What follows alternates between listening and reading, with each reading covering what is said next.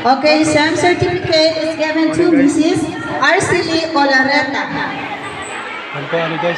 Okay, some certificate is given to Mrs. Imelda O. Nutrition. And then, same certificate is given to Mrs. Rowilen Javier.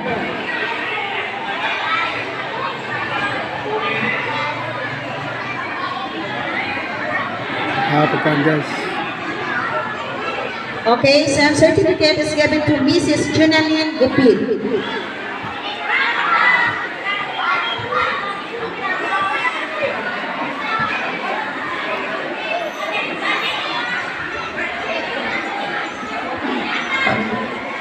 Okay, some certificate is given to Mrs.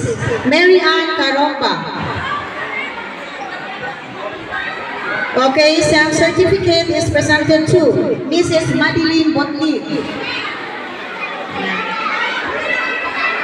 Okay, some certificate is given to Mrs. Jennifer Cañete. One. Okay, some certificate is given to Gladys Ayuban.